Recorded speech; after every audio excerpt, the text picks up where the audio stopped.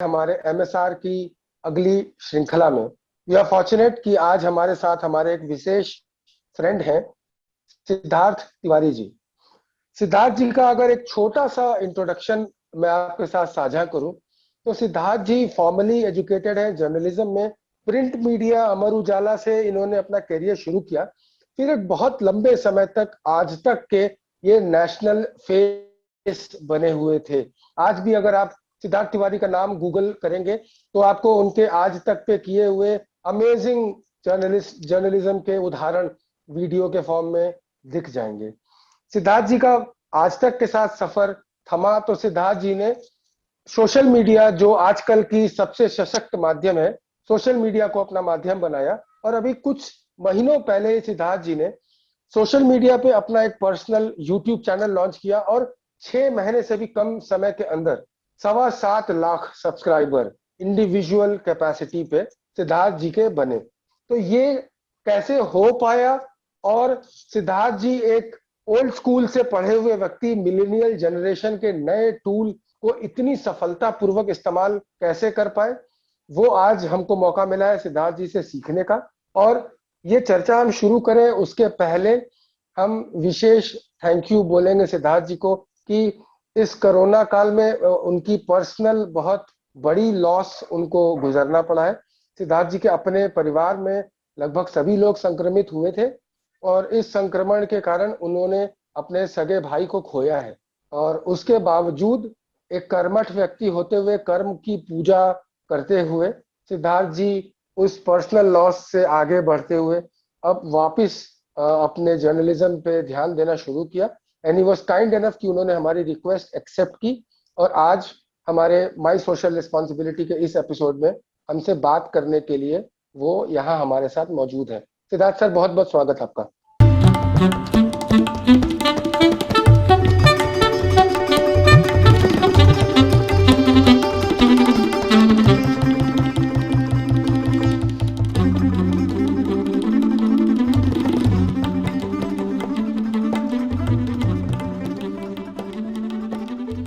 रजत जी नमस्कार, सारे दर्शकों को नमस्कार। स्वागत है sir. Before we start a formal discussion about it, हम चाहेंगे कि एक छोटे संक्षिप्त रूप में आपको इस डिस्कशन के परिप्रेक्ष्य से परिचित कराएं।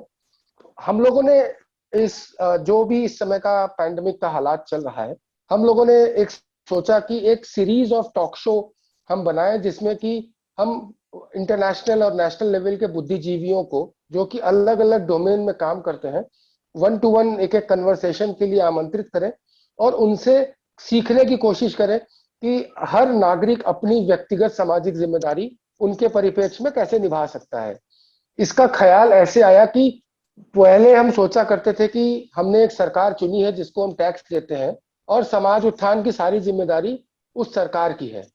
फिर थोड़ा शिफ्ट हुआ और हम लोग इस तरीके से सोचने लगे कि उसके अतिरिक्त अगर कोई सामाजिक सेवा का कार्य होता है तो वो एनजीओ या दूसरी सामाजिक संस्थाएं होती हैं जो अलग अलग तरीके से फंड रेज करके और सामाजिक सेवा करती हैं।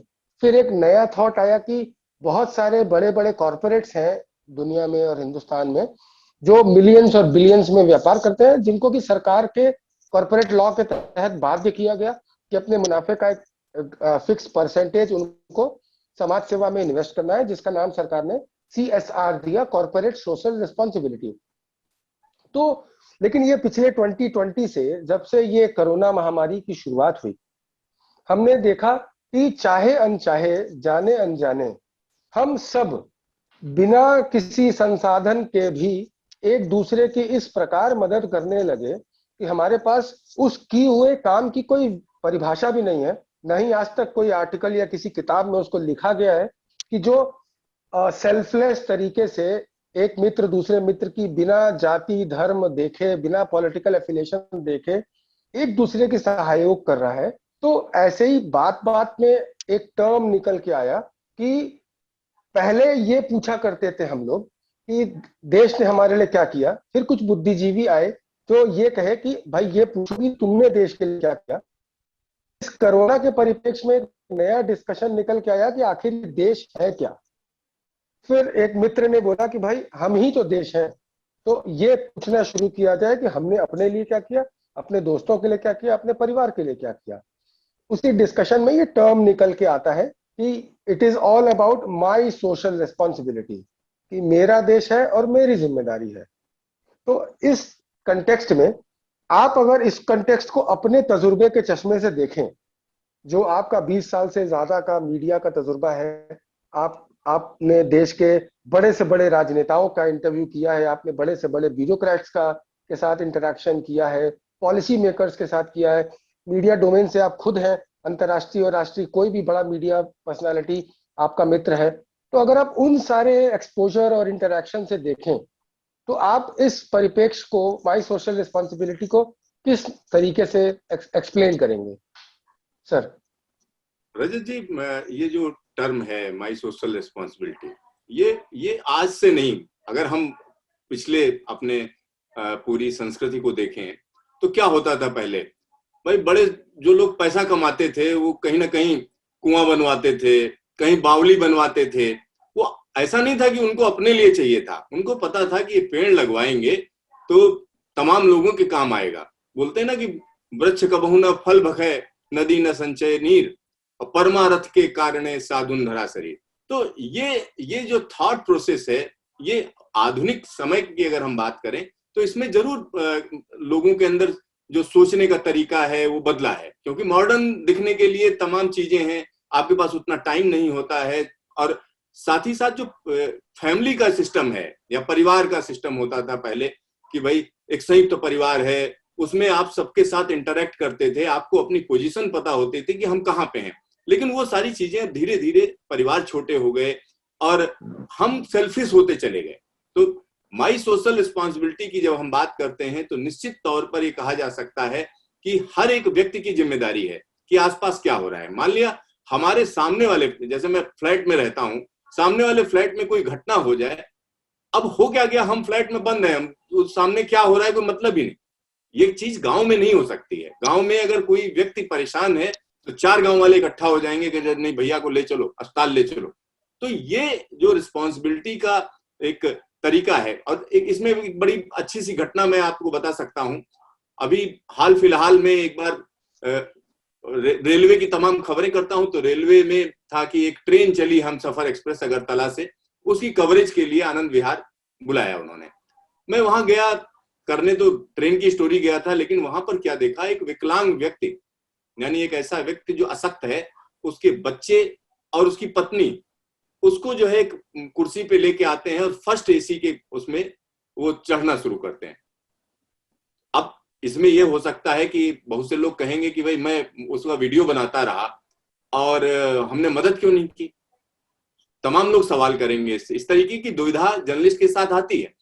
तो हमने उसको जो है पूरा रिकॉर्ड किया और उस व्यक्ति से जब हमने बात की तो आप सोच नहीं सकते क्या स्टोरी निकली, क्योंकि बीएसएफ का वो इंस्पेक्टर हुआ करता था और उसको बॉर्डर पर जो है भारत पाकिस्तान के बीच में जो गोलाबारी होती है उसमें स्प्लिंटर लगा हुआ था, और स्प्लिंटर लगने से उसके खोपड़ी का हिस्सा उड़ गया था, दोबारा उसका ऑपरेशन हुआ था और वो पैरालिसिस में था और पिछले 1.5 साल से उसका इलाज चल रहा था। लेकिन जैसा हर जगह होता है, तो बीएसएफ में भी कुछ इस तरीके की चीजें नहीं होंगी, उसका उठा के ट्रांसफर कर दिया गया पश्चिम बंगाल। और वो यानी छोटे छोटे बच्चे जिनका कहीं एडमिशन नहीं, और उसका छोटा भाई रो रहा, उसको उस पूरी स्टोरी को हमने किया और उसको तुरंत डाला और बीएसएफ से रिएक्शन आया और भी जगहों से रिएक्शन आया।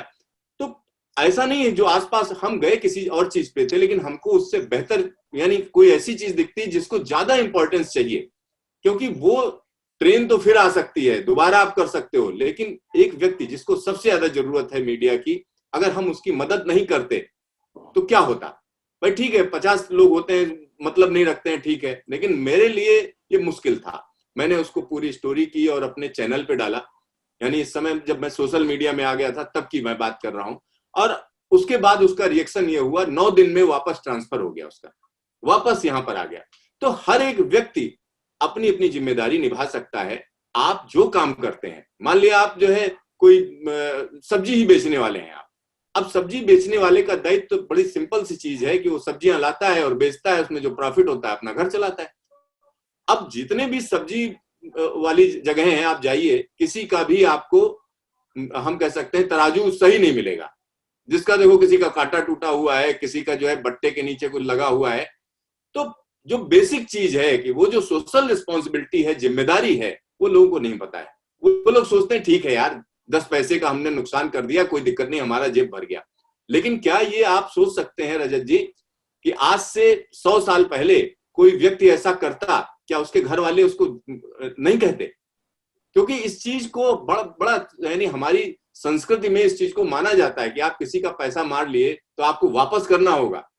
आप कहीं ना कहीं उसके, क्योंकि जो कॉन्सेप्ट है, कॉन्सेप्ट को अगर आप देखेंगे, सोशल रिस्पॉन्सिबिलिटी इसी तरीके से तमाम चीजों में है, जहां पर आदमी छोटी छोटी चीजें करके, अगर मान लिया आप सही तराजू से तौलते हो, आपके ग्राहक भी बढ़ेंगे, तमाम लोग देखेंगे, वापस आएंगे। लेकिन उसको लोगों ने दरकिनार कर दिया। आप किसी भी सब्जी मंडी में चले जाइए, आपको मुश्किल से किसी एक दो का जो है तराजू सही मिलेगा।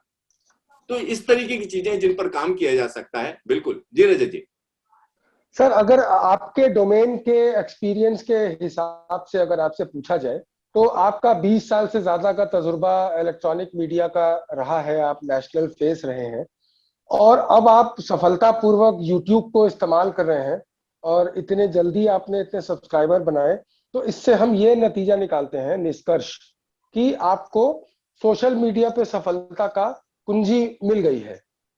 तो अगर हम, जो हमारी मिलेनियल जनरेशन है इस समय की, जो एक यूट्यूबर अपने आप को बोलते हैं, या पॉडकास्टर बोलते हैं, या ब्लॉगर्स बोलते हैं अपने आप को, जो फॉर्मली जर्नलिज्म की पढ़ाई लेके नहीं आए हैं, और जिनके कंटेंट क्रिएशन पे कोई अंकुश नहीं है, उनके ऊपर कोई संपादक नहीं है, वो स्वच्छंद है, वो स्वतंत्र है, वो निरंकुश है, क्रिएटिविटी के नाम पे, और कभी कभी लापरवाही से, कभी कभी गैर जिम्मेदाराना रवैये से, कभी कभी आतुरता से वो ऐसे कंटेंट शेयर कर रहे हैं जिससे इस महामारी के हालात में हम लोगों की मानसिक स्थिति पे बुरा असर पड़ रहा है।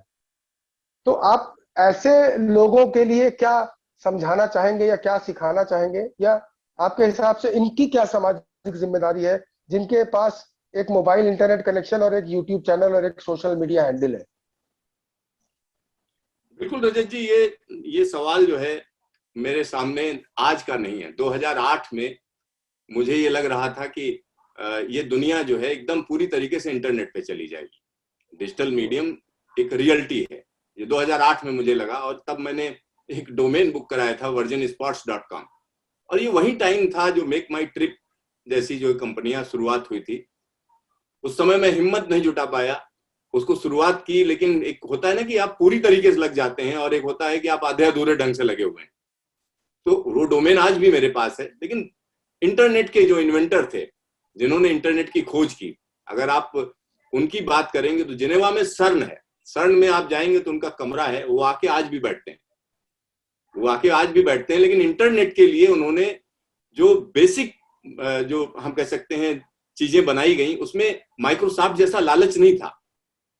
बिल गेट्स की अगर हम बात करें कि भाई एक भी चीज आप इस्तेमाल करते हो उसका पैसा आप देते हो, लेकिन इंटरनेट के जो इन्वेंटर थे उन्होंने ये बनाया कि ये फ्री होगा और इसमें सारे लोग जोड़ सकते, यानी चीजें जोड़ सकते हैं। तो इंटरनेट बेसिक चीज है जिसको अगर वो व्यक्ति उस पर रॉयल्टी लेता है, या हम कह सकते हैं कि उसको पेड कर देता, तो वो बहुत पैसा कमा सकता था। बिल गेट्स कुछ भी नहीं उसके सामने होते, लेकिन उसने क्या है, मानवता के लिए ये चीज की कि ये टेक्नोलॉजी हमेशा फ्री रहेगी, और इसके लिए डिबेट भी चलती है तरह तरह की। अब बात करते हैं हम डिजिटल प्लेटफॉर्म की। जब तमाम चीजें शुरू हुई, अब टेलीविजन चैनल की आप बात करें तो टेलीविजन चैनल पे क्या होता है, आप मुर्गे लड़ाते हो, दो लोग बिठाल दिए, कोई एक टॉपिक ले लिया और वो आपस में मार धाड़ शुरू हो जाती है। अब इसमें सबसे ज्यादा घुटन होती है रिपोर्टर्स को, क्योंकि रिपोर्टर्स, मेरे जैसे रिपोर्टर क्या है, मैंने कोई खबर लाए और खबर वो चली नहीं तो हमारा नुकसान है। अब मैं एक एग्जांपल आपको देता हूं। जब केदारनाथ की जो घटना हुई थी, केदारनाथ क्लाउड बर्स्ट हुआ था, वो पूरा का पूरा टाइम मैं मौसम कवर करता हूं, तो मौसम विभाग से मेरे संपर्क हैं, बातचीत है, मैं रेगुलर जाता था। तो वहां हमको ये घटना लग रहा था 10 तारीख को, यानी 10 जून को ये पता था ये होने जा रहा है। हम अपने ऑफिस को कन्विंस नहीं कर पा रहे थे, उनको बोल रहे थे, लेकिन उन्होंने उस चीज को चलाया नहीं। और जिस दिन चलाने की बात हुई उस दिन क्या हुआ, उस दिन जो है बीजेपी और जेडीयू का जो है आपस में वो टूट गया, जो गठबंधन था, गठजोड़ था, वो टूट गया। जब गठजोड़ टूटा तो हमारी खबर गिर गई, और चला क्या उस दिन, जेडीयू बिहार का चला, और उसके बाद क्लाउड बर्स्ट हो जाता है 16 तारीख को। क्लाउड बर्स्ट हुआ, जबकि मैंने पिन पॉइंट करके बताया था किन किन जगहों पर हो रहा है, और सरकार जो है सोती रही, सरकार खबर भी नहीं चली, सब जगह जगह जहां छप रही थी, लेकिन आज तक पे चलती अगर वो खबर, तो जितने लोग मारे गए हैं हम एकदम गारंटी ले सकते हैं कि उसमें जो है संख्या एकदम घट जाती, क्योंकि लोगों को भरोसा है कि खबर मतलब आज तक, लेकिन वहां पर दूसरी चीजें चलती नहीं, प्रायोरिटी नहीं दी गई। और रजत जी, आप जानकर हैरान होंगे, जब वहां भेजे जाने की बात हुई कि केदारनाथ फ्लड को कवर करने के लिए, जब मुझसे कहा गया, मैंने मना कर दिया। हमने कहा नहीं, लाशों पे जो है हम रिपोर्ट नहीं करेंगे, जब आपने चलाया नहीं। और ये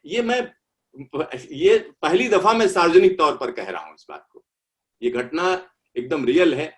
और तमाम ऐसी चीजें होती हैं जिनको प्लेटफॉर्म नहीं मिलता है, क्योंकि खबर वहां पर क्या है, 24 घंटे की रील है, लेकिन वहां एंकर है, पूरे टाइम एंकर चढ़े रहेंगे।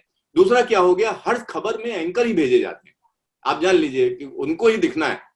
तो ये जो लड़ाई है, चूंकि आज तक ऐसा कर रहा है तो बाकी सारे वैसे ही कर रहे हैं। आपको कुछ पता हो ना हो, आप खड़े हो जाइए और बताने लगे बादल है, बादल से जो है पानी गिर रहा है और नीचे ही गिरेगा। अगर ये खबर आपको देनी है तो आप दीजिए। तो टेलीविजन चैनल जो है, जो हमको शुरुआत में ट्रेनिंग दी गई, उसमें ही कहा गया कि टेलीविजन देखने वाला आदमी मूर्ख होता है, डम्ब होता है।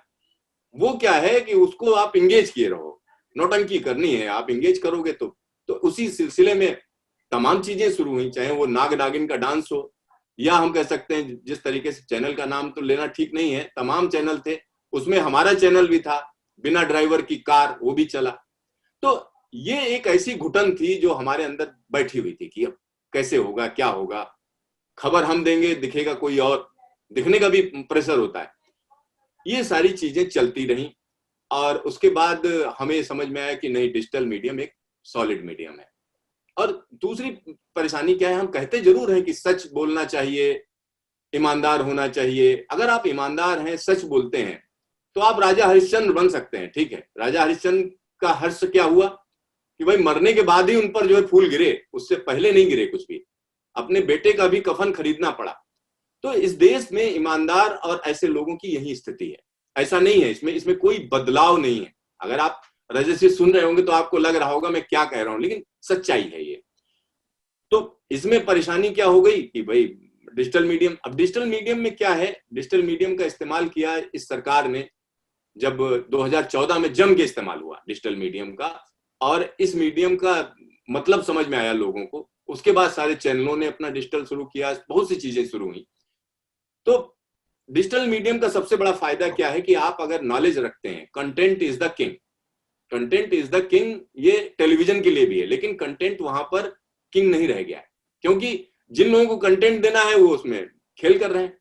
तो यहाँ पर जो डिजिटल मीडियम है, हाँ जरूर इसमें तमाम दिक्कतें हैं, जिनको जो है जैसे आपने बताया कोई भी कुछ भी डाल दे रहा है, लेकिन उसको टैकल करने का तरीका है, उसका तरीका है। आईटी एक्ट आपका बहुत स्ट्रांग है, हल्का नहीं है। आईटी एक्ट ऐसा है जिसके अगर एफआईआर कायदे से लिख दी जाए, जो आदमी गलत करेगा उस उठा के अंदर हो जाएगा, तो कायदे से अंदर हो जाएगा। लेकिन जब आपकी इच्छा शक्ति नहीं है, आप सही नहीं करना चाहते हो, कंटेंट को एकदम कंट्रोल नहीं करना चाहते हो, क्योंकि आप भी खेल करना चाह रहे हो, तो जब इस तरीके की चीजें होंगी तो कंट्रोल करना मुश्किल होता है। दूसरा क्या होता है, जो दर्शक है उसके हाथ में भी बटन रहता है कि आपकी शिकायत कर सकता है, कोई अथॉरिटी भी शिकायत कर सकती है अगर आपने गलत डाला है। तो इसमें सोशल रिस्पॉन्सिबिलिटी आती है, जहां आपका जो कॉन्सेप्ट है कि कोई चीज देख के चुप मत रहिए, कोई आदमी गलत कर रहा है तो आप उसको रिपोर्ट करिए। उसको रिपोर्ट करने के तरीके हैं, यूट्यूब पे है तो यूट्यूब पे आप यूट्यूब को बता सकते हैं, गूगल को आप रिपोर्ट कर सकते हैं, फेसबुक पर फेसबुक को कर सकते हैं। तो ये जो सोशल रिस्पॉन्सिबिलिटी की बात आप कर रहे हैं, माई सोशल रिस्पॉन्सिबिलिटी, ये आपकी जिम्मेदारी है। कंटेंट अगर खराब है, अगर और चल रहा है, कोई ऐसी चीज है जो घटिया है एकदम और कानून के विरुद्ध है, और वहां का नागरिक बोलता नहीं है, तो चलती रहेंगी चीजें, आपको जिम्मेदारी लेनी पड़ेगी। तो इसमें डिजिटल मीडियम में भी सोशल रिस्पॉन्सिबिलिटी है, माई सोशल रिस्पॉन्सिबिलिटी। हर एक दर्शक जो देख रहा है, अगर कोई गलत चीज नजर आती है, आप तुरंत रिपोर्ट करिए उसे। यही एक तरीका है, और ये एक ऐसा मीडियम है जिसको हम बहुत लोकतांत्रिक मान सकते हैं, क्योंकि जो दर्शक देखेगा वही देखना है, और जिसमें कंटेंट होगा वो आगे रहेगा। बस यही एक मूल मंत्र है। तो सिद्धार्थ जी, अगर हम लोग आपके तजुर्बे का इस्तेमाल या फायदा उठाना चाहें, और आपकी जो डिजिटल मीडिया की समझ और अंडरस्टैंडिंग है उसका फायदा उठाना चाहें, तो आप ये कैसे हम लोगों को सिखाएंगे कि जैसे जब से ये व्हाट्सएप फॉरवर्ड आए हैं और कुछ दो तीन अलग अलग टर्मिनोलॉजीज बहुत पॉपुलर हैं। एक टर्मिनोलॉजी आईटी सेल है, एक टर्मिनोलॉजी फेक न्यूज है, और इस तरीके की। तो उससे ये हो गया है कि पहले हमको आपके जैसे किसी वेरीफाइड जर्नलिस्ट पे निर्भर होना पड़ता था जानकारियों के आदान प्रदान के लिए। अभी हर फैमिली ग्रुप में हर फैमिली मेंबर, हर फ्रेंड ग्रुप में हर फ्रेंड, सबके पास अनवेरिफाइड कंटेंट आते हैं जो लोग एक दूसरे को अपनी बौद्धिक क्षमता साबित करने के लिए बिना जानकारी के फॉरवर्ड करते रहते हैं। तो अब आप ऐसे लोगों को कैसे सिखाएंगे कि आप चाहे अनचाहे किसी के शिकार बन रहे हैं? ये कैसे कोई समझे कि कोई आईटी सेल अगर चला भी रहा है तो वहां पे तो किसी को एम्प्लॉयमेंट मिली हुई है, लेकिन अगर हम बिना सोचे समझे उसका रीट्वीट, शेयर, फॉरवर्ड और लाइक कर रहे हैं तो हम अवैतनिक आईटी सेल कर्मचारी बन जा रहे हैं। तो हम अवैतनिक कर्मचारी न बने, इसके लिए आप कैसे सिखाएंगे हम लोगों को? रजत जी, बड़ी पुरानी कहावत है कि कौवा कान ले गया, कौवे के पीछे दौड़ रहे हैं। अपने कान नहीं देख रहे हैं कि भैया कान जो है या नहीं है, आप दौड़ने लगे। ये ह्यूमन मेंटालिटी है। आप कोई चीज देखते हो तो सोचते हो अपने लोगों को बताएं खट से, और आगे आप तुरंत भेज देते हो। यहीं पर जो है आपका कॉन्सेप्ट आता है माई सोशल रिस्पॉन्सिबिलिटी, एकदम आता है। क्योंकि जब आप कोई चीज देख रहे होते हैं व्हाट्सएप पे और आपको लगता है ये गड़बड़ है, या आपको लगता है एकदम ऐसी चीज है जो एकदम चौंकाने वाली है, तो आप सतर्क हो जाइए एकदम, और उसको फॉरवर्ड मत करिए। यही एक तरीका है। दूसरा तरीका क्या है कि इसमें सरकार का भी एक पॉलिसी बनानी पड़ेगी, चीजें समझनी पड़ेंगी। लेकिन दिक्कत क्या है, इतने ढेर सारे केसेज हैं, इतना अगर पुलिसिया चीजें शुरू हो जाएं तो क्या है, हमारी आजादी पर फर्क पड़ता है, हम बोल नहीं पाएंगे। कोई भी आदमी आएगा जब फलाना फॉरवर्ड किया, चलिए आप थाने चलिए, तो वो एक तरीका नहीं हो सकता। तरीका जो आपकी बात है कि सेल्फ गवर्निंग, भाई अपने आप अपने को जो है आप रोकिए। कोई जरूरी नहीं है किसी ने गाली दी तो हम 4 लोगों को गाली देना शुरू कर दें, नहीं।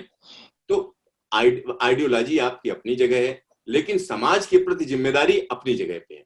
ऐसा नहीं हो सकता है कि अगर मान लिया कोई, मैं जो है कांग्रेसी हूं और बीजेपी वाला तड़प रहा है, तो क्या मैं कहूंगा ठीक है, अच्छा हुआ तड़प रहा है, मर जाने दो इसको? कर सकते हैं क्या? ये नहीं हो सकता है। क्यों? क्योंकि एज ए ह्यूमन सबसे पहले हम इंसान हैं, और अगर कोई चीज गलत हो रही है तो उस गलत को गलत बोलना सीखें लोग। अगर आप गलत को गलत नहीं बोल पा रहे हो तो सच को सच क्या बोलोगे? तो ये चीज जो है, जैसे बोलते हैं ना कि आप घूस अगर देने और लेने दोनों जो है जिम्मेदार हैं। जो दे रहा है वो भी अपराधी है और जो ले रहा है वो भी अपराधी है। अब इसको कैसे, हर आदमी सोचता है हमारा काम हो जाए, हमारी चीजें हो जाए, और वही वाली बात कि भगत सिंह हमारे यहाँ ना पैदा हो, बगल के घर में पैदा हो जाए। भगत सिंह चाहते सब हैं, लेकिन घर में नहीं पैदा होना चाहिए। तो ये सारी चीजें जब तक आप माई सोशल रिस्पॉन्सिबिलिटी के तहत नहीं समझेंगे कि हमारी जिम्मेदारी क्या है, हमारे अपने पड़ोस के प्रति क्या जिम्मेदारी है, हमारी अपने बच्चों के प्रति क्या जिम्मेदारी है, दुनिया के बच्चों के प्रति क्या जिम्मेदारी है। क्योंकि अगर हमारा बेटा है, हम उसके लिए जो नई चीजें चाहते हैं, दूसरे के बच्चे के लिए कैसे चाह जाएंगे? तो जब आपका जो सोच है, समझ है, वो बढ़ेगी, चीजों के प्रति आप अच्छे तरीके से सोचेंगे। और दूसरी चीज है कि आप हमेशा तय करिए किसी भी चीज में ईर्ष्या, द्वेष, या हम कह सकते हैं कि किसी को हिंसा में किसको आनंद आता है? हिंसा से हिंसा ही बढ़ती है।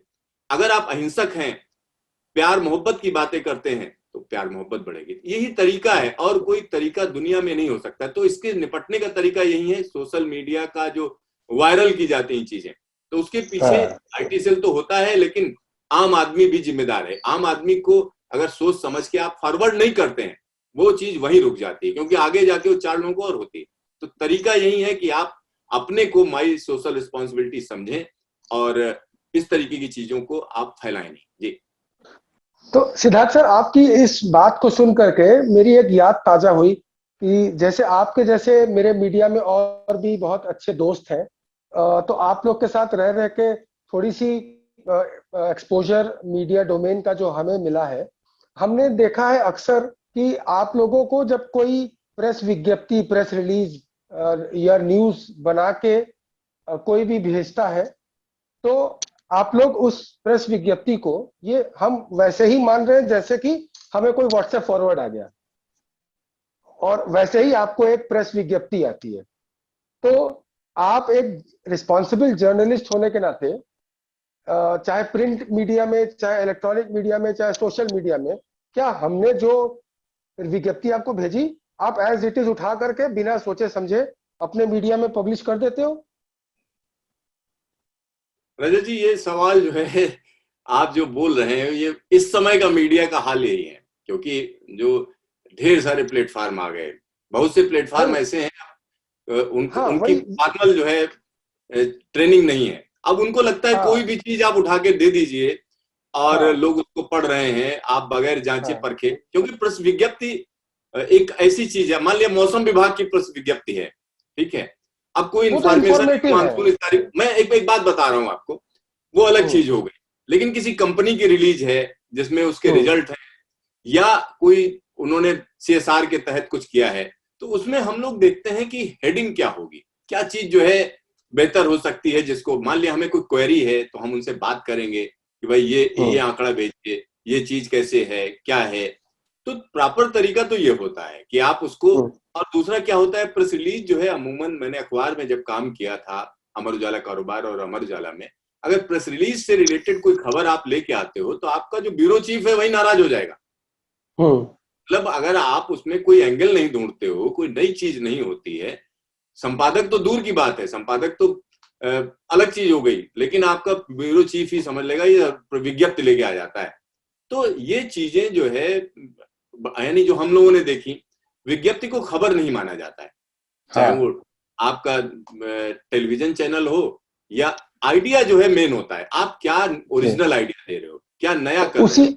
जी सर, उसी तरीके से जैसे आप, अगर हम लोगों को ये सिखाएं कि जब आपको कोई कहीं से भी न्यूज की आइडिया, ब्रीफ या विज्ञप्ति, किसी भी तरीके से कोई जानकारी मिली, तो आप उसके फैक्ट चेक कैसे करते हैं, ये आप इस परिप्रेक्ष्य में हमें सिखाएं कि आज हम एक आम भारतीय नागरिक हैं, हमें व्हाट्सएप पे कुछ भी मिला, कोई भी फॉरवर्ड मैसेज मिला, जो कि आज हमारे एक बड़े फेमस सेलिब्रेटेड जर्नलिस्ट हैं जिन्होंने इसको नाम दे दिया है व्हाट्सएप यूनिवर्सिटी का, तो क्या वो हमको मिली, अगर हम ऐसे माने कि उस व्हाट्सएप फॉरवर्ड कंटेंट को हमने as it is copy paste अपने फेसबुक पे कर दिया, तो हम एक तरीके से उसके पब्लिशर हो गए, हमने अपने पेज पे उसको पब्लिश कर दिया।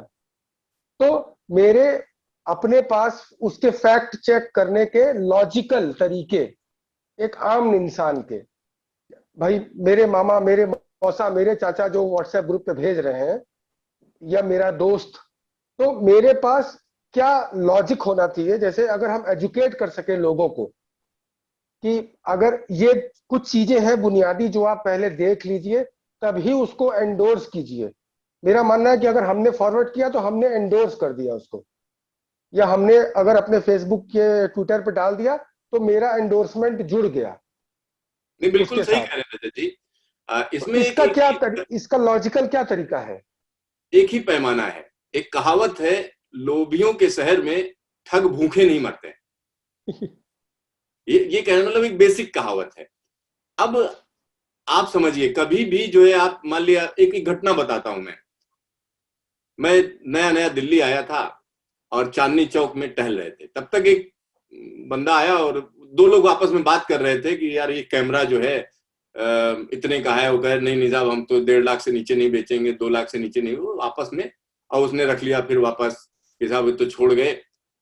अब चूंकि कैमरा, मैं जर्नलिस्ट बनने की प्रक्रिया में ही था, मतलब शुरुआत की बात थी, ट्रेनी था मैं और चांदनी चौक घूम रहा था। मैंने सोचा यार ये कैमरा जो है, मेरी भी इच्छा थी भी कैनन का बढ़िया सा कैमरा हो, डीएसएलआर टाइप का। तो मैं उधर देखने लगा।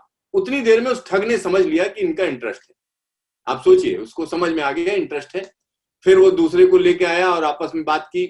फिर वो जो है 50,000 पे भी टूट गई डील। तो हमको लगा ये 50 बोल रहा है, कम से कम ये 20,000 पे तय हो जाना चाहिए, चोरी का कैमरा है। यानी ये नहीं लगा कि चोरी का है तो हमको भी दिक्कत होगी। देखिए, लालच एक ऐसी चीज होती है जिसमें आप बाकी चीजें भूल जाते हैं। अब उससे बात करने लगा मैं। खैर वो डील जो है 20,000 में तय हो गई। हम उसके साथ चल दिए। हमने कहा यार पैसा तो है नहीं मेरे पास, चलो वहां निकलवा देते हैं, एटीएम से निकाल लेंगे। एटीएम पे गए, वहां पैसा था नहीं, खाली था एटीएम। तो दूसरी जगह गए। इस दौरान हमने कहा भाई कैमरा तो दिखाओ यार मुझे, कहाँ है कैमरा। यानी ऑटो में बैठे हुए हमने कैमरा दिखाया मुझे। बोला नहीं नहीं भाई साहब, जब पैसा देंगे तो। हमने कहा नहीं भाई, कैमरा दिखाना पहले, जा क्या रहा है तेरा।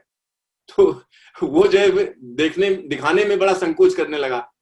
तो हमने कहा भाई मुझे नहीं लेना, और मैं वहां उतर गया। अब ये घटना हुई, मैंने अपने साथी को बताया जो हमारे अमर उजाला कारोबार में। तो बोले अरे यार तुम बच गए, वो तुम 20,000 रुपए दे के आते और उस कैमरे की जगह वो दूसरा जो है कोई चीज दे देता आपको। तो जिंदगी में यही होता है, जब आप लालच में पड़ते हो, कभी भी कोई ऐसी चीज आए जो अनयूजुअल है, एकदम लगता है कि यार किसी पे आरोप है, बहुत सीधी सी बात है, किसी पे आरोप है, किसी को बदनाम करने की साजिश है, कोई ऐसा वीडियो है जिसको आप देख रहे हो कि मार्फ है, किसी और का चेहरा लगा हुआ है, ठीक। तो उन चीजों के लिए आप सतर्क हो जाइए। एक तो अंदर की चीज होती है कि हाँ ये गलत है। जब वही चीज है, जब मैं सही को सही और गलत को गलत पहचानने लगूंगा तो बड़ा फर्क आता है। अब इसमें सवाल उठता है, टेक्नोलॉजी बदल गई, तमाम ऐसी चीजें हैं। अब हर एक चैनल ने, हर एक अखबार ने फैक्ट चेक की टीम बना दी, लेकिन उसके बावजूद इस पर कोई रोक नहीं लग रही है। क्योंकि वही वाली बात, आपने ढेर सारे एलोपैथिक डॉक्टर बना दिए तो इसका मतलब थोड़े है कि बीमारी रुक जाएगी। बीमारी तो बढ़ रही, क्योंकि लालच है लोगों में। वो सोचते हैं इसको दवा खिला दो, ये कर दो, और वो एक ठग की तरह काम करने लगते हैं। तो आपको अपने विवेक का इस्तेमाल करना है, जिसको विजडम आप बोलते हैं। और विजडम और नॉलेज में फर्क होता है। नॉलेज तो किसी को भी हो सकती है, आप कोई चीज सीख सकते हैं, लेकिन विजडम जो है जरूरी है कि आपको विजडम आना चाहिए कि भाई हमारे अंदर विवेक हो कि भाई इसका क्या करना है। तो सिर्फ एक ही फार्मूला है इसका, जब आपको लगे कोई चीज अनयूजुअल है तो उसके फैक्ट चेक करिए। आज तो बहुत ढेर सारी चीजें हैं आपके पास, आप गूगल पे तुरंत सर्च मारेंगे ओरिजिनल कंटेंट के साथ, उसके 10 लिंक आ जाएंगे, तुरंत पता चल जाएगा कि कहीं से कॉपी है, किधर ओरिजिनल क्या है। तो ये सारी चीजें आपके पास टूल्स हैं, आप इस्तेमाल कैसे करते हैं उस पर डिपेंड करता है जी। सर यही कुछ 2-4 टूल्स अगर आप बता दें, जैसे आप तो भाई उस डोमेन में है, उस वो आपका रोजगार है। जिसको नहीं पता, मेरे जैसे आम इंसान को कुछ 2-4 टूल्स बताइए कि अगर मिले तो कैसे चेक करें, हम उसको क्या करें उसका। बड़ी सीधी सी बात है। जैसे एक खबर से मैं शुरुआत करता हूं। क्या हुआ कि यूनियन कार्बाइड का मामला था और भोपाल में प्रदर्शन चल रहे थे, दिसंबर का वो था। और एक व्यक्ति अचानक आता है बीबीसी पर, यानी मैं लंदन की बात कर रहा हूं, और वो एक दूसरी कंपनी ने खरीदा हुआ था, डाउ केमिकल या कुछ करके कंपनी का नाम है। तो उसने जो है यूनियन कार्बाइड खरीद लिया था। अब वो आके कहता है कि मैं सारी जिम्मेदारी ले रहा हूं और जितने भी भोपाल गैस त्रासदी के लोग हैं उनको जो है हम कंपनसेशन देंगे। इस तरीके से बीबीसी पे चल रहा था, मोटा मोटा ब्रेकिंग। और तुरंत जो है हम लोग के यहाँ खबर जब आई आज तक में, तो असाइनमेंट से आ गई। असाइनमेंट ने कहा तुरंत चलाओ इसको। जब देखा गया, हमने कहा भाई रुको जरा, इसे देखते हैं क्या है। इतना प्रेशर कि सारे चला रहे हैं, हम क्यों नहीं चला रहे। हमने फोन किया असाइनमेंट हेड को, हमने कहा सर इसमें हमें डाउट है।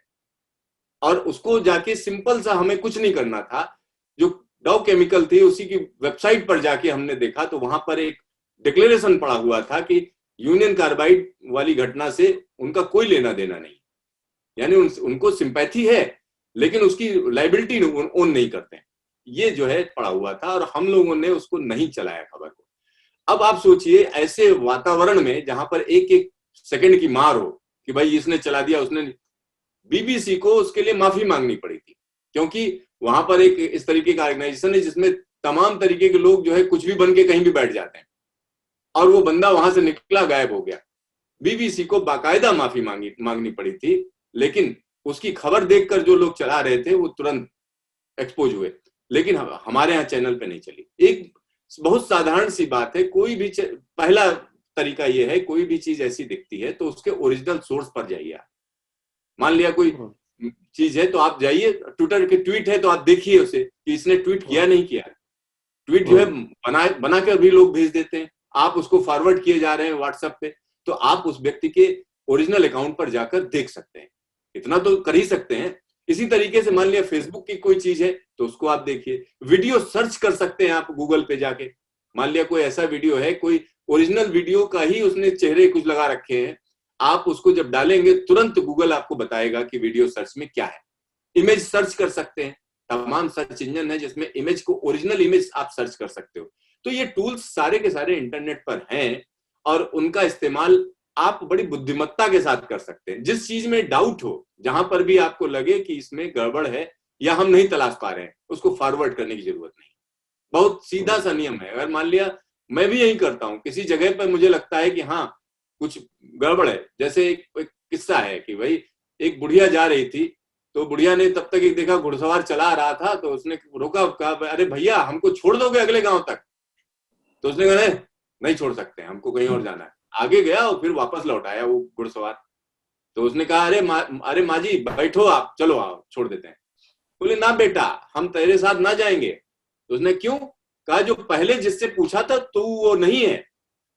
क्योंकि ये जब वहां गया तो उसने क्या किया, रास्ते में सोचा अकेली बुढ़िया है, इसका सामान छीन लेंगे, वो उसके साथ नहीं बैठी। उसने कहा नहीं बेटा हमें नहीं तेरे साथ जाना, तू बदल गया, दूसरा है। तो जिंदगी में बहुत सी चीजें, हमारी जो किस्से कहानियां हैं, या हम कह सकते हैं सिंपल सा पंचतंत्र अगर आप कायदे से पढ़ लें तो उसी में बहुत सी ऐसी चीजें हैं जिसमें आप जो फैक्ट चेक की फैक्ट्री है, यानी उससे आगे चले जाएंगे। आप खुद ही समझने लगेंगे क्या गलत है क्या सही है।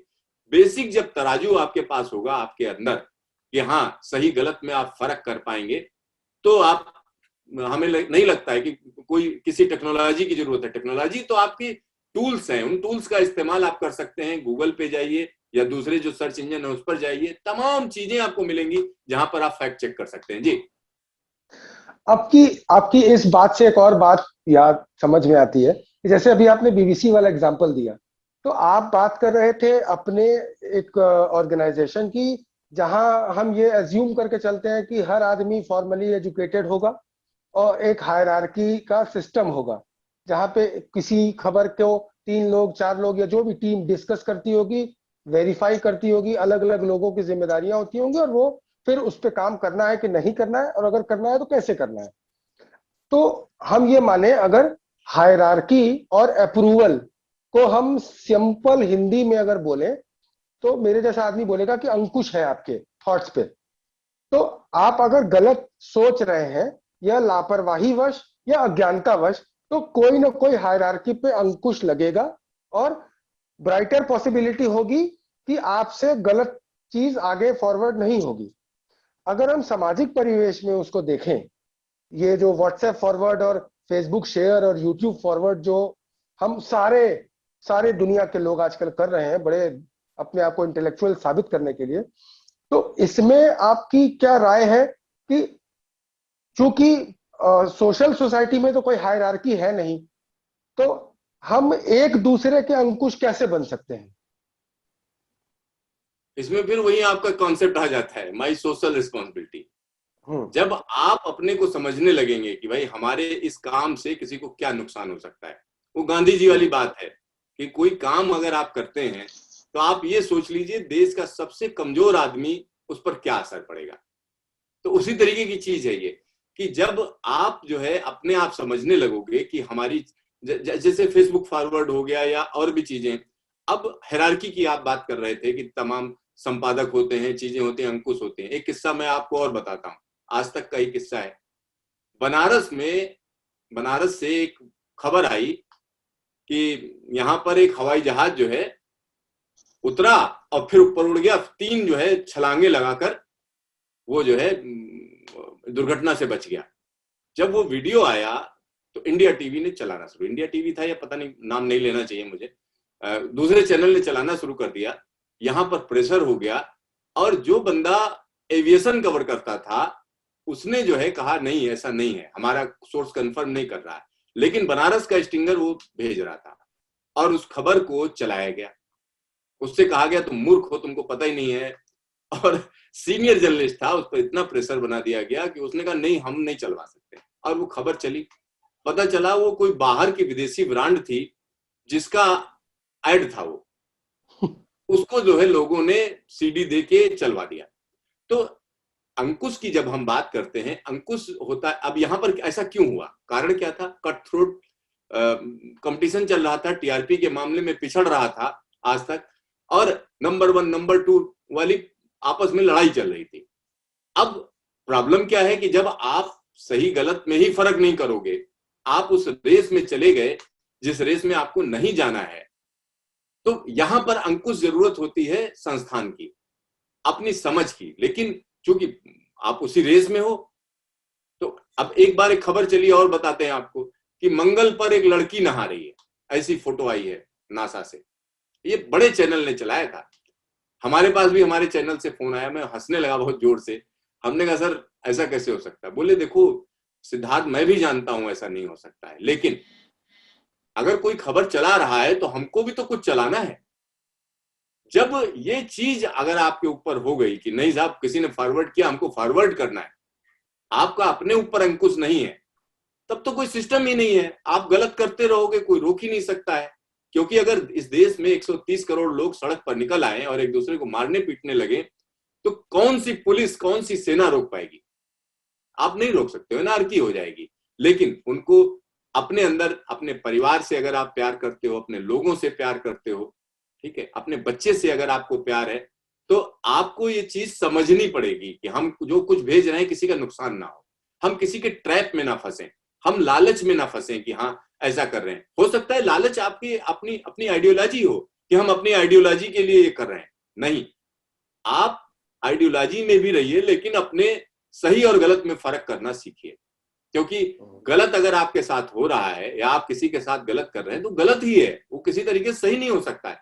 तो ये चीज जो है, हम कहते हैं कि जो आपका कॉन्सेप्ट है माई सोशल रिस्पॉन्सिबिलिटी, ये उसी से आता है। आप अपनी आत्मा को देखिए, अपने को सोचिए और अपने परिवार को सोचिए कि कैसे होगा, क्या होगा, किस तरीके से होगा, तो आप ऐसा कभी गलत करेंगे ही नहीं। और चीजें जो है बदलती चली जाएंगी। टेक्नोलॉजी तो हमेशा आपका टूल है। टेक्नोलॉजी ऐसा नहीं हो सकता है कि हमारी जगह कोई दूसरा रोबोट आके बैठ जाए।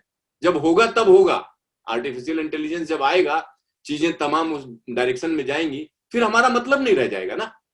तो सोचने का तरीका यह है कि आपको मानवीय होना पड़ेगा, संवेदनशील होना पड़ेगा, और ये दोनों क्वालिटी अगर आपके अंदर है तो सत्य भी आप बोलेंगे, गलत करेंगे नहीं, गलत बर्दाश्त नहीं करेंगे।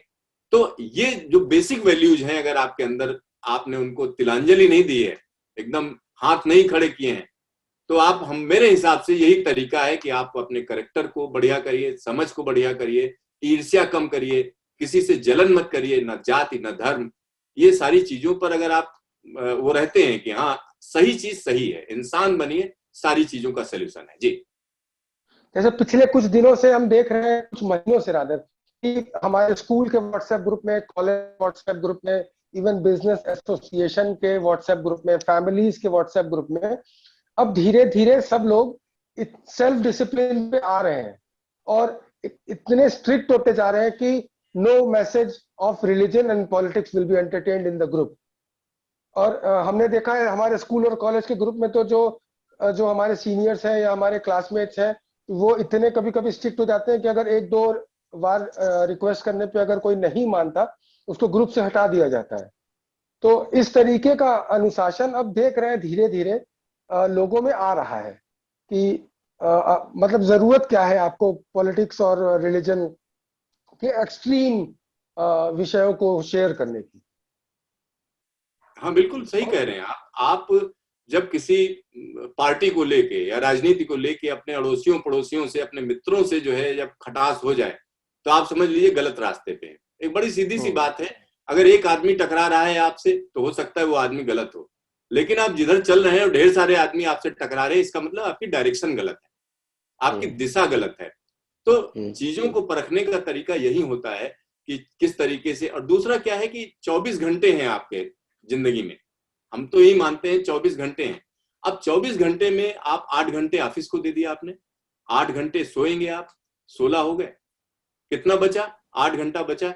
8 घंटे में आप 1 घंटा सुबह नहाना धोना और सारी चीजें रख लीजिए, फिर 1 घंटा रख लीजिए, मान लिया अखबार पढ़ते हैं, उसके बाद अगर पत्नी बच्चे हैं उनके लिए 1 घंटा रख लीजिए आप। तो कुल मिलाकर जब समय जोड़ेंगे आप, और टेलीविजन भी देख रहे हैं आप, तो कर क्या रहे हैं आप? अपने लिए टाइम नहीं निकाल पा रहे हैं, आप अपने को टाइम ही नहीं दे रहे हैं कहीं पर भी। और उसमें ये व्हाट्सएप और सोशल मीडिया है, हालांकि हमारा तो एक तरीके से बिजनेस ही हो गया, या हमारा हम ज्यादा लोग देखें तभी हमको फायदा है। लेकिन तरीका क्या है कि अगर मान लिया कोई आदमी 1 घंटा फेसबुक पे रहता है, 1 घंटा उसने अपनी जिंदगी का दे दिया आपको। आप जरा सोचिए, उस 1 घंटे में उसने कुछ नहीं किया, वर्चुअल दुनिया में बैठा रहा और तमाम तरीके की खराब चीजें जहां डाइवर्ट करनी थी वो सब करता रहा, तो 2 घंटा उसका जिंदगी का गया। अब आप उसको, ऐसा नहीं है जो समय आज निकल गया वो चला गया। और जिंदगी इसी तरीके से चलती है, 24 घंटे में ना आप 1 सेकंड जोड़ सकते हो, ना 1 सेकंड बढ़ा सकते हो। आप बढ़ाना चाहो नहीं बढ़ा सकते हो। तो अपनी लाइफ को आप सीमित समझिए, जो भी आपकी जिंदगी है, मान लिया 70 साल की जिंदगी है, 100 साल की आप मानते हैं, तो उसमें जो एक्टिव लाइफ है वो 70-75 साल तक ही है। यानी आज की जो चीजें बढ़ गई तमाम चीजें, तो 70-75 साल आप रख लीजिए, बढ़िया स्वस्थ अगर आप हैं तो। स्वस्थ रहने के बावजूद 75 साल में आप पढ़ाई वढ़ाई करके 25-30 साल, और ज्यादातर लोग ऐसे हम कह सकते हैं 35-40 के ऊपर होते हैं जो बैठे हुए हैं अपना समय बर्बाद कर रहे हैं।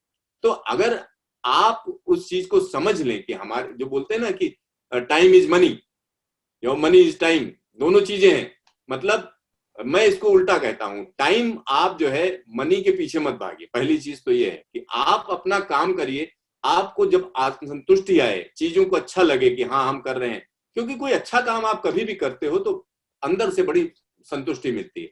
और प्लस जो ये वर्चुअल दुनिया में आप भाग रहे हो, इसका टाइम आप कम करिए। जितना आप कम करेंगे उतना जो है आप आसपास की चीजों को देख पाएंगे, आसपास की रिस्पॉन्सिबिलिटीज समझ पाएंगे। लोगों की हालत ये है, अपने परिवार की रिस्पॉन्सिबिलिटी नहीं समझ पा रहे हैं वो लोग। क्यों? क्योंकि आसपास वो क्या देखेंगे? दिन भर बैठे हो, व्हाट्सएप कर रहे हो, ये कर रहे हो, फेसबुक देख रहे हो, एक कमरे में बैठे हुए हैं, 4 लोग आपस में बात नहीं करते, क्योंकि आपने सारे कम्युनिकेशन के तरीके तोड़ दिए। आपस में पहले क्या होता था, बैठते थे 4 लोग, बात करते थे, परिवार के बारे में पूछते थे, कुछ नहीं ताशी खेल रहे हैं, आपस में बतिया रहे हैं। यानी एक अलग तरीके की दुनिया है जिसमें पर्सन टू पर्सन इंटरेक्शन था, लेकिन ये इंटरेक्शन बदल गया। आप टेक्नोलॉजी के साथ वर्चुअल दुनिया में जी रहे हो, जैसे आप आंख बंद कर लो और तरह तरह की चीजें देखने लगो अफीम खा के, उसी तरीके की स्थिति हो गई है। तो इस स्थिति को समझना पड़ेगा लोगों को, और कितना टाइम देना है, क्या एक अनुशासन लाना पड़ेगा, रेगुलेशन लाना पड़ेगा अपने अंदर कि भाई हम बाहर की दुनिया भी देखें, अपने परिवार को भी देखें, अपने पड़ोसी को भी देखें, अपने मित्रों के साथ बैठें। आप हफ्ते में अगर 1 दिन भी अपने मित्रों के साथ दे देंगे तो ये अफसोस नहीं होगा कि यार हमें पता ही नहीं चला, यार इतनी दिक्कत में था भाई, हमारा जो है दोस्त इतनी दिक्कत में था, हमें मालूम ही नहीं चला कि इतनी आर्थिक परेशानी आ गई। कई बार होता है, हम लोग जर्नलिस्ट हैं, हम लोग जानते हैं कि क्या स्थिति होती है, और उसके बाद वो बाद में परेशान होते हैं, अरे यार पता ही नहीं चला, इतनी खराबी थी, इतना परेशानी हो गई, इतना बीमार था, हमें मालूम नहीं, हम जा ही नहीं पाए, योजना बनाते रहे। तो ये सारी चीजें इसीलिए हैं क्योंकि आप समय के पाबंद नहीं है, समय का गलत जगह पर उपयोग कर रहे हैं। लाइफ तो उतनी ही है, आप अच्छा कर लो, बुरा कर लो, खराब कर लो, जो करना है व्हाट्सएप पे बिता दो, सोशल मीडिया बिता दो, या कुछ ऐसा कर जाओ जो लगे कि हाँ हमने कुछ किया है। आप दूसरों के लिए मत करो, अपने लिए करो, खुदगर्ज बनो। खुदगर्ज का मतलब ये नहीं कि सब कुछ छीन लो दूसरे से, मतलब अपनी संतुष्टि के लिए, अपनी प्रसन्नता के लिए आप ऐसे काम करो जिससे समाज का भी फायदा हो, आपका तो फायदा होगा ही होगा, और इस तरीके की चीजों से आप बाहर आ पाएंगे। जी। तो अब इस डिस्कशन को समराइज करते हुए अगर आप ये बताएं कि इस प्रेजेंट कोविड सिनेरियो में सोशल मीडिया का रिस्पॉन्सिबली इस्तेमाल हम लोगों को, आम लोगों को कैसे करना चाहिए? Constructive utilization of social media in this pandemic era. बिल्कुल रजत जी, अगर हम इस दौर में जो पिछले साल कुछ महीने गुजरे हैं, और खासतौर पर पिछला जो महीना गुजरा है जिसमें तमाम लोग परेशानी में आए और दिक्कत में आए, उसमें सोशल मीडिया का इस्तेमाल किया, बहुत कायदे से किया। बहुत से लोग जिनका ब्लू टिक था, ट्विटर पे उन्होंने दूसरों की हेल्प के लिए आगे बढ़ाया, और जब पूरा सिस्टम फेल हो गया एक तरीके से, इतनी अफरा तफरी हो गई, उसके बावजूद जो है तमाम लोग मदद करने के लिए आगे आए और उन्होंने सोशल मीडिया का सही इस्तेमाल किया। बड़े बड़े डॉक्टर जो अपनी फील्ड के माहिर लोग हैं, उन्होंने वीडियो डाले कि भाई आप समझिए क्या परेशानी, क्योंकि हर एक डॉक्टर को आप हर वक्त अप्रोच नहीं कर सकते। तो उन्होंने उस चीज का, उस प्लेटफॉर्म का उपयोग किया, जिससे लोगों को, हो सकता है बहुत से लोगों को नुकसान हुआ, लेकिन उन डॉक्टरों से नहीं हुआ, क्योंकि जिसने उनको सुना उससे उसको फायदा हुआ। तो ये चीज समझना पड़ेगा हम लोगों को कि सोशल मीडिया का वाइजली इस्तेमाल आप करें, जो चीजों की रिक्वायरमेंट है। अब आप इसमें बड़ी मेन स्ट्रीम मीडिया और दोनों की अगर हम बात कर लें, तो सोशल मीडिया के जो लोग हैं, सोशल मीडिया पर जो मीडिया के तौर पर लोग एक्टिव हैं छोटे शहरों में, वो अपनी जान रिस्क में डाल के तमाम चीजों को एक्सपोज कर रहे हैं। उनके पास वो प्रेस का कार्ड नहीं है, उनको कहा जा रहा है यूट्यूबर है, लेकिन वो एक्सपोज कर रहे हैं तमाम चीजों को, तमाम हॉस्पिटल्स की स्थिति को सामने ला रहे हैं। तो वो चीजें जो सरकार छुपाना चाहती है, पर्दे पे रखना चाहती है, उसको सामने, जब जहां पर मेन स्ट्रीम मीडिया हर जगह नहीं पहुंच पा रहा है, उसकी अपनी राजनीतिक चीजों में जो है मुर्गे लड़ाने हैं उनको, तो उस स्थिति में सोशल मीडिया काफी कारगर है, ऐसा मेरा मानना है। लेकिन बेहतर ये होता कि जो सिस्टम है, जो आपकी सरकारें हैं, अगर वो बेहतर काम करती तो इसकी जरूरत ही नहीं पड़ती। तो तमाम चीजें हैं, और खास तौर पर सोशल मीडिया का बुद्धिमानी के साथ इस्तेमाल, मतलब जो अच्छी चीजें हैं, अगर कोई बताने के लिए, बड़े बड़े डॉक्टर आपको अवेलेबल नहीं है, मान लिया वो बैठा हुआ है, पुराना डॉक्टर है और उसके बारे में अच्छी चीजें दे रहा है, तो आप उनको सुनिए। एक साथ पता चला लाखों आदमी सुन सकता है, उससे फायदा ले सकता है। तो सोशल मीडिया के इस तरीके के तमाम फायदे हैं जी। बहुत बहुत धन्यवाद सिद्धार्थ सर। आपसे ये 30 मिनट 35 मिनट बात करके ऐसा लगा कि जैसे एक क्रैश कोर्स हो गया रिस्पॉन्सिबली मीडिया यूटिलाइजेशन के ऊपर। आपने इतना समय दिया, उसके लिए बहुत बहुत धन्यवाद। और हम उम्मीद करते हैं कि ऑल अक्रॉस द वर्ल्ड हमारे जो भी दोस्त हमारे आपके इस कन्वर्सेशन को सुनेंगे, उनको जरूर एक कैटलिस्ट थॉट मिलेगा आपके ओपिनियन और थॉट से, और हम लोगों को कुछ एक्स्ट्रा आज सीखने को मिलेगा। बहुत बहुत धन्यवाद sir. Thank you, thanks a lot for coming.